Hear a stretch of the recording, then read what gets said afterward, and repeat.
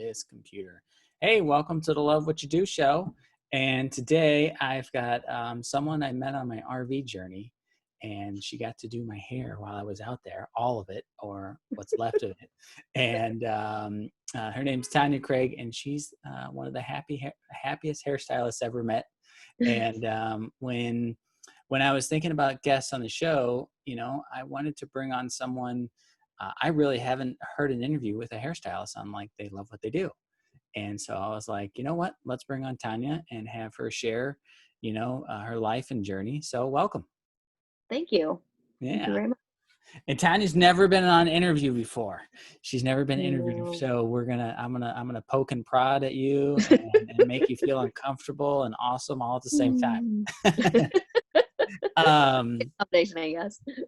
so the people who listen or watch this, they're interested in doing what they love and not letting fear hold them back, and really caring about what they get to be and who they get to be in life, and be in service of other people.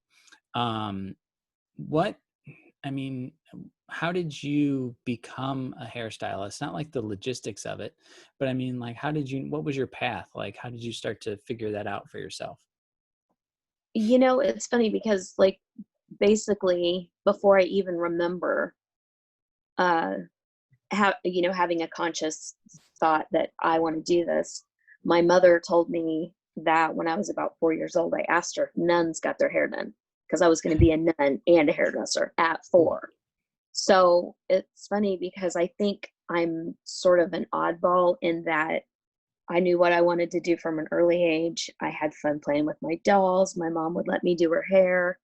My little brother back in the 80s would be like, "Can you feather my hair before school?" And I'm like, so I never had any doubt about what I wanted to do. And the funny thing is, if you factor in fear, I didn't have any fear, because when you're young, you don't really think about that sort of thing. Yeah. You're like, oh, I can do anything. And so even though it wasn't my parents' first choice for a career path for me, I wanted to do it. And so I started beauty school about 2 weeks after I graduated from high school. I finished, I got my license, and that's it. I've never one time have been unhappy with my choice to do what I do. So really lucky that way. Where do you think the alignment comes in? Or maybe another way to ask it is like, what is it that you get the joy of, like when you're, Well, that's a good question, because from the time I started until only about 2 years ago, honestly, I was really selfish in that this is what I want to do. People will pay me to do it, and I love it. Okay, that's great. But a couple of years ago, I had a haircut personally, and I was like, oh my gosh, I feel so good. I feel so much better. And then I had that light bulb moment. I was like, I make other people feel this way. So it's, even though I'm enjoying it, they're really getting something out of it, because just to be able to sit in the chair and relax and be comfortable talking to, hopefully talking to the person that's doing your hair, it just feels good. And so it doesn't have anything to do with the actual haircut. It's how it makes you feel mentally. And I didn't realize I had that effect on anybody. And just, I've been doing hair for like 29 years. So I'm like, oh, well, that's nice. Yeah. So how did, so when did you actually, go into the nunnery or the seminary? That I don't even know where I got that part. So there's still hope, is what you're saying. Yeah, I guess so. I mean, I'm still alive. Oh, there's stranger things have happened. So I have a picture of you taking your bus. For people listening, Tonia lives. She loves to travel, right? Yes. And she recently just moved into your own school bus, right? That you've converted into your home. Yep. It's about 87 square feet. Huge. And it's yeah, it's just me. But I had lived in a van prior to the bus, and before that, I had been in an apartment by myself for about a year because I wasn't sure what I was going to do. And I took several trips and then just decided I have to go. I have to travel more. So fortunately, I had sold my house and my children were already grown up. So it was a lot easier for me than I know kids, or I know people do travel with their kids in schooling, and it's great, but I don't know that I would have been able to do that myself. So Each their own. yeah, yeah, I exactly. do know a guy. He's got, I think, 7 people in the RV. Oh wow, Him and his wife, and I think 5 kids. kids, yeah. He may have 7 kids. I can't remember. I stopped counting because Oh my goodness. I got too scared for him. But they love it, Yeah. and it's not a schoolie. It's a big old rig. Um, Mhm. but there is that sense of like, once you really discover what you care about, Mhm. like what you live in is not who you are, right? Like, Right. it's not. So you're like, well, I get to cut hair and I only need 87 square feet. I'm happy, Mhm. you know, Yeah. Yeah. and that gives you a sense. I mean, you can go anywhere in the country and cut hair if you really want. You've got to get a license in each city, but Right. Right. you know, Right. it gives But you it's fairly easy. So yeah. Arizona, I had to take a class, a single class. There was no test. I just had to show up. And as far as Washington goes, I think Indiana has reciprocity, so all I have to do is pay money for the license, and I'm good to go. yeah, So it's pretty cool. yeah, yeah. Um, so you mentioned something about your parents wanting you to do something different, right? Mhm. Yeah. What were they kind of edging you towards? My dad was really pushing me to be a computer programmer because Really? yeah, I know, isn't that funny? I did like, uh, because when I was in school, it was computer class. You took a class to learn about computers. It wasn't a given that everybody had one and knew how to I took use them them. all. I'm a nerd. Yeah. And so I really enjoyed it, and it was actually one of the hardest classes as far as I was challenged and I did put forth effort, so I ended up getting good grades in that. But it just, it wasn't what I really wanted to do. I mean, I might have done it and I might have made a really good living for myself, but I think what I've gotten in exchange for house, car, which I had, but all that kind of stuff, I don't think it's equal to what I get from doing hair. And now ultimately realizing, hey, it makes people feel good. So that's. Yeah. Well, it seems like I've learned this, like there's this uh, circle of like reciprocity, or like you give first and then you get from it. Mhm. It's like Yeah. the best way to be selfish. Like you get to Yeah. be Yeah. of service to other people, and then you get the feeling of like, oh yeah, I Yes. did that. Yes. Well, there is something to that. I had some issues a long time ago, and my mom was trying to keep me busy, and so we decided we were going to cook and take some food to a neighbor who was elderly and wasn't able to take care of herself as far as that goes. And I was like, wow, this feels good. And so I try to make it a point to, if I'm starting to feel a little crummy, I'll try to help somebody because yeah, it is selfish, but at the same time, you're helping somebody else. So Yeah. yeah.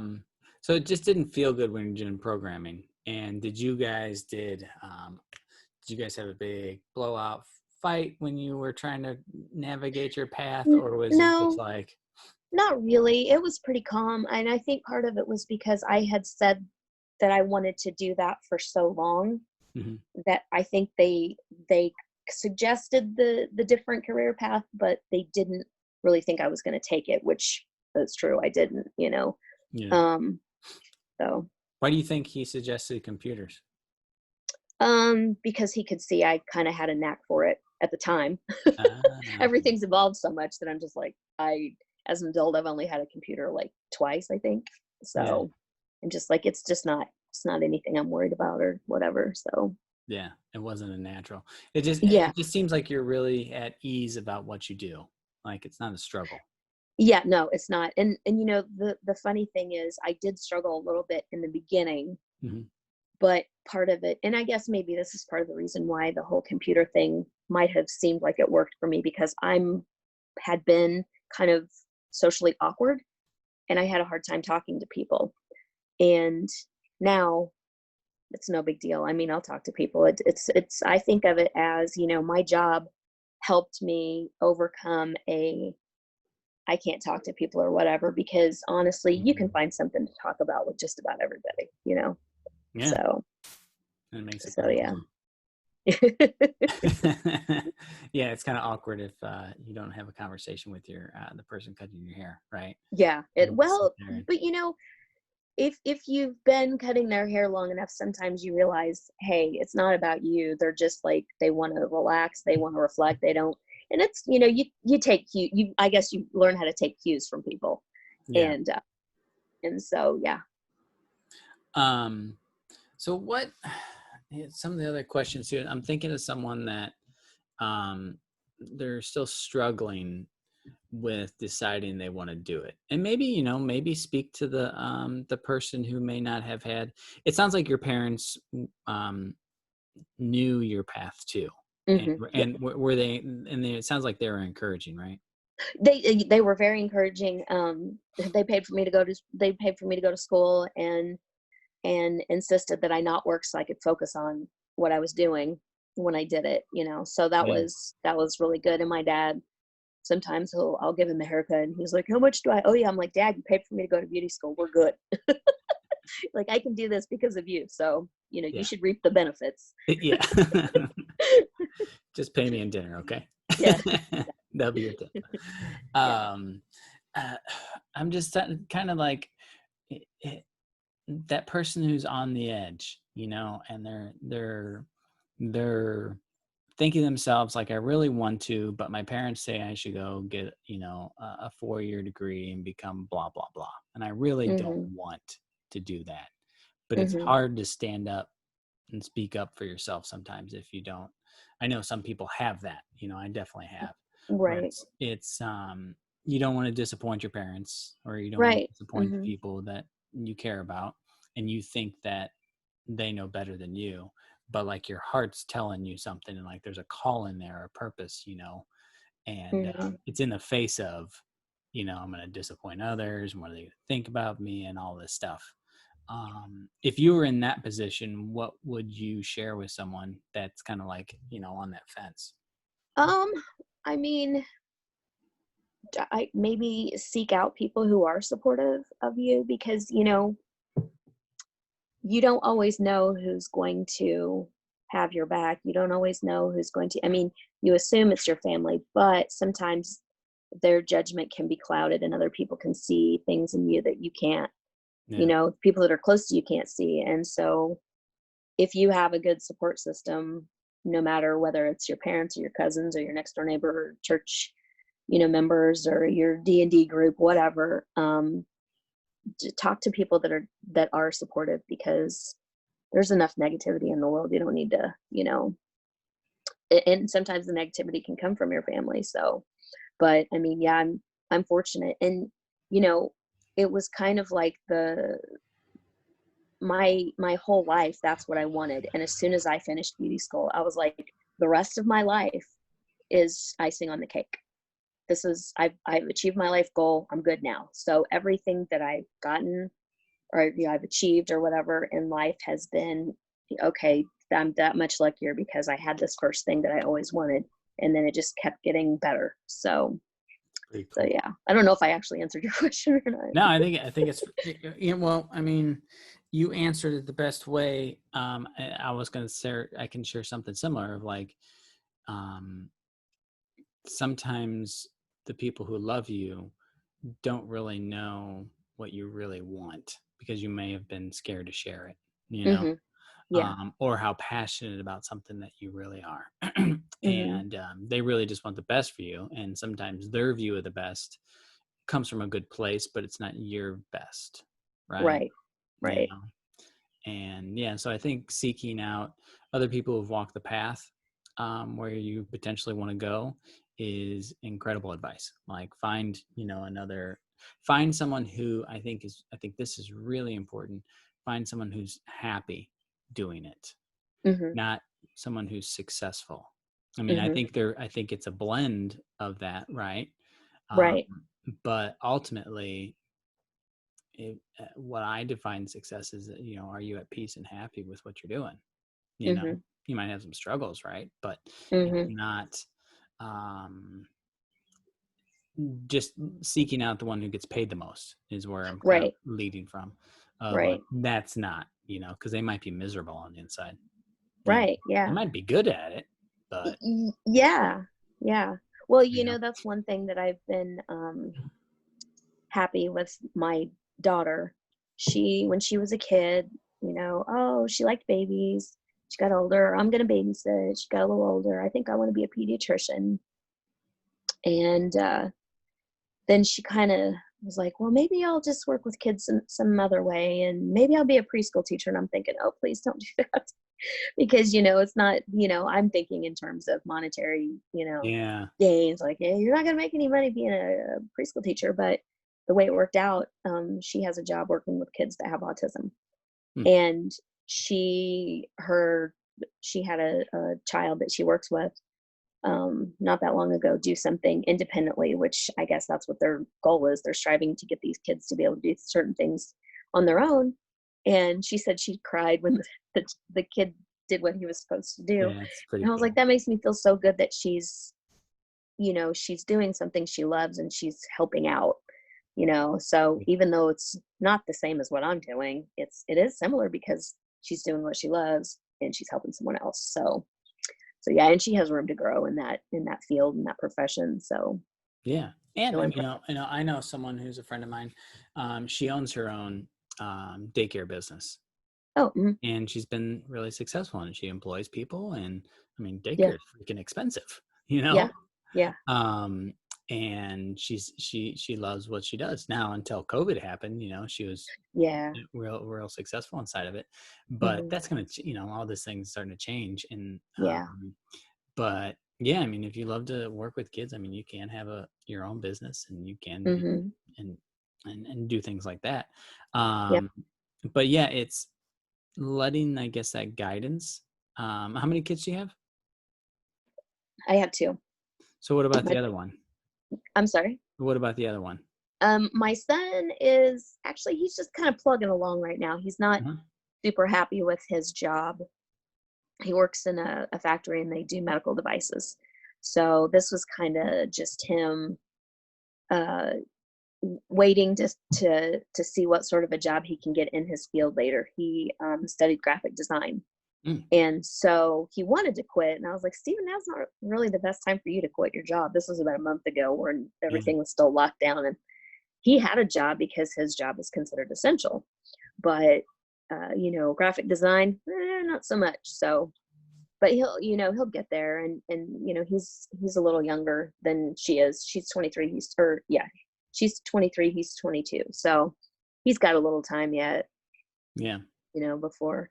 And that's the thing. I mean, me personally, I did my schooling and then I started working, but it wasn't until about 5-6 years later before I was really like, okay, I can say I'm going to get through this, because I'd started building a little bit of a clientele. So I know it takes a kid a while to yeah. find What kind of groove. And graphic design does he do?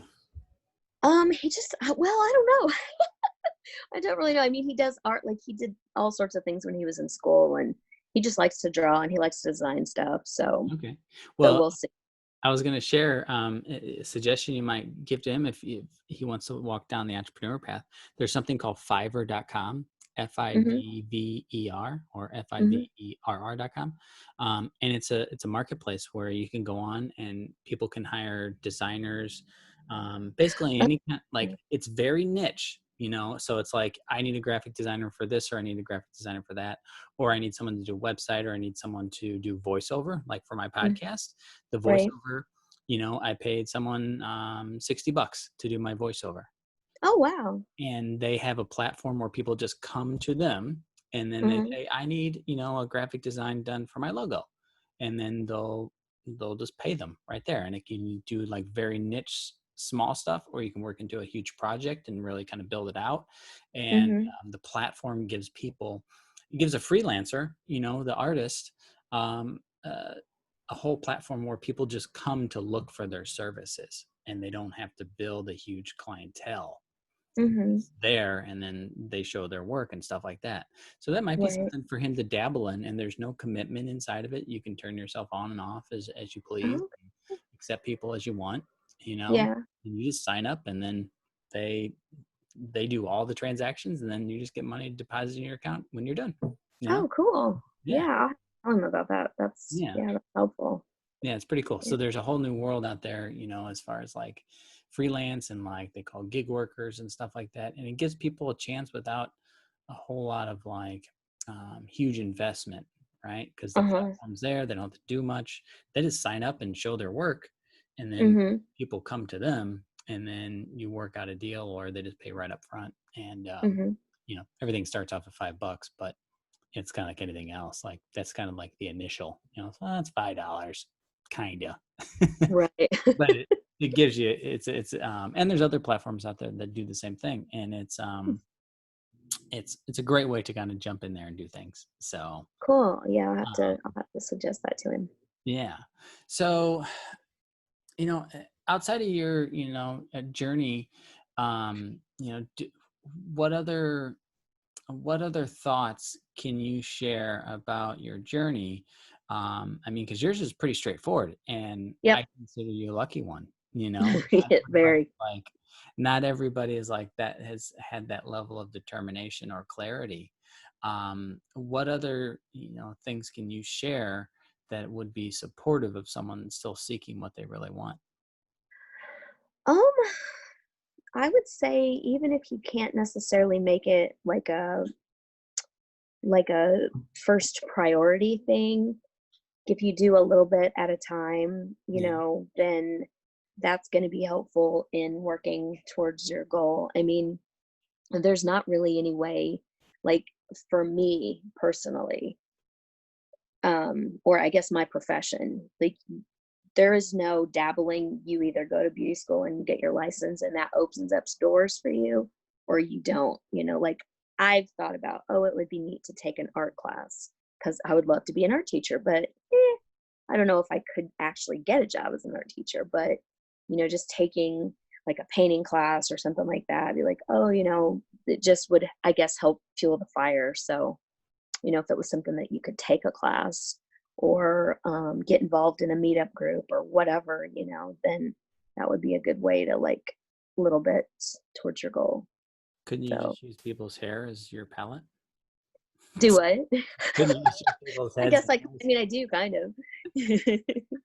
But I mean, and even, you know, like me, I started doing hair and I didn't realize there were other avenues that I could follow. Mhm. And there are, because I was actually an educator for two different hair color companies.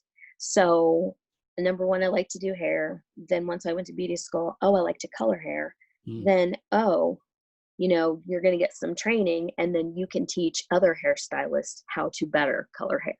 Ah, And so, yeah, so I've done that as well. I worked in a beauty school for a while, just as a regular instructor.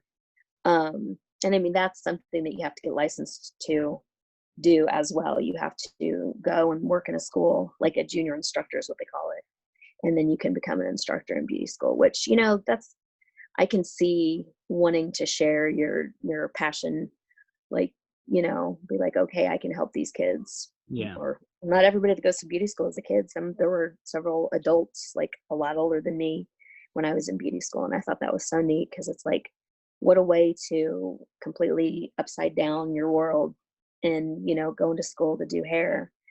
And I always thought that was neat. So Um, what are as far as like, can you describe that mm, that feeling you get?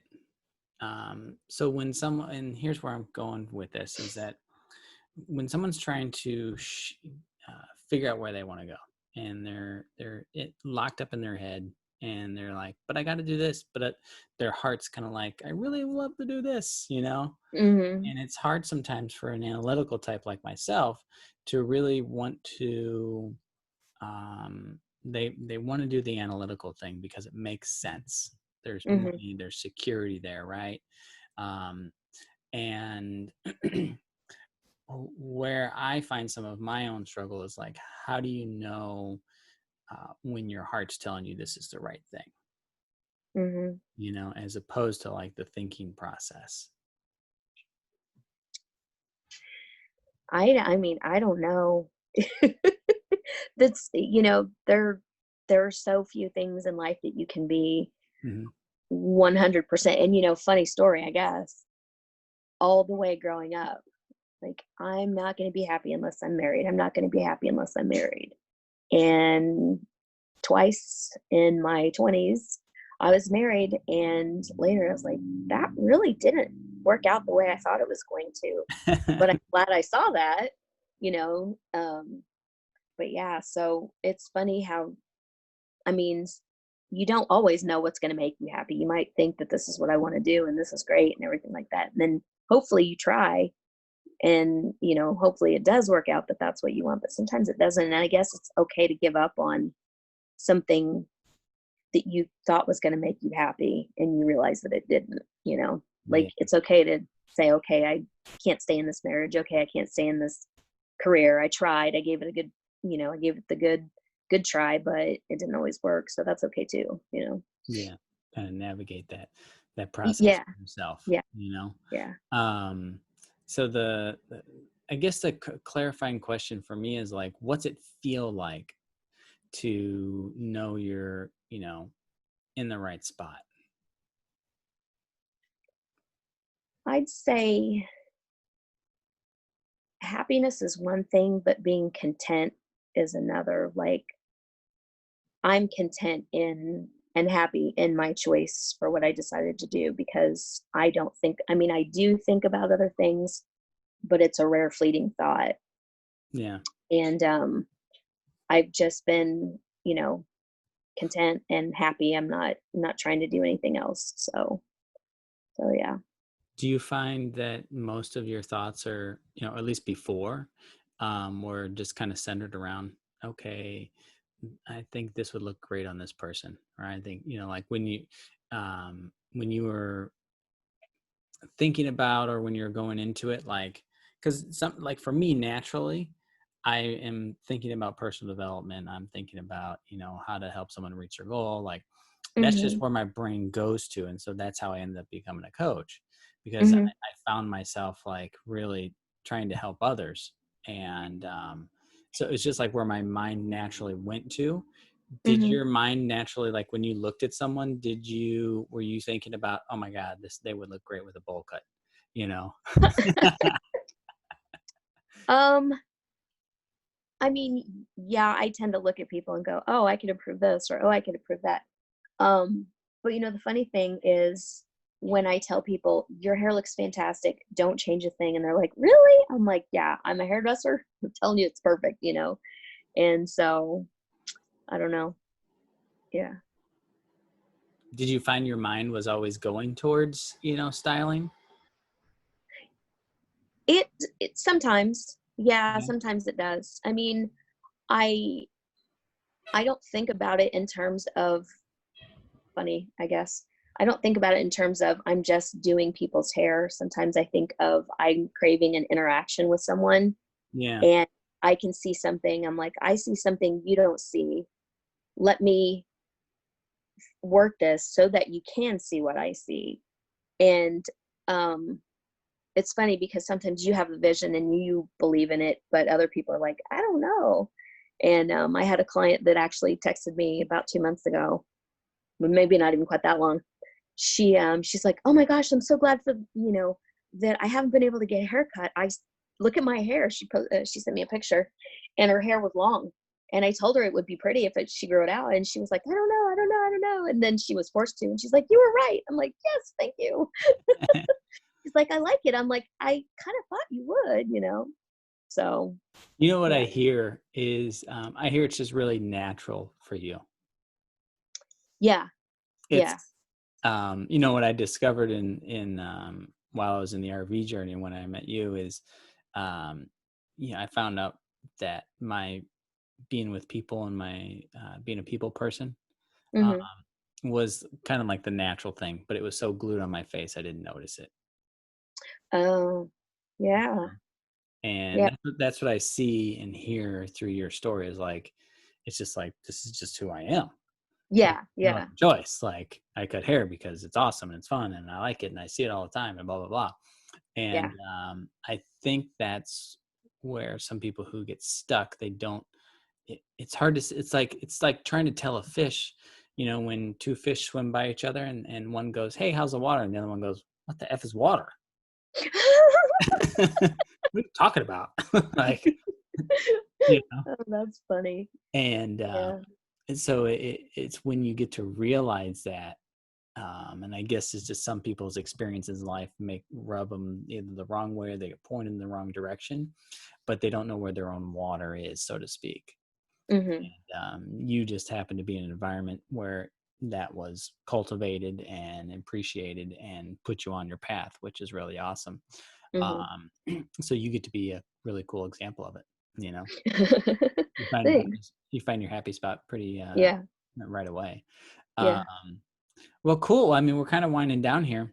Okay. Yeah. Um, any last words for anybody that want to share about yourself or share, just any last words of encouragement for someone trying to find their path?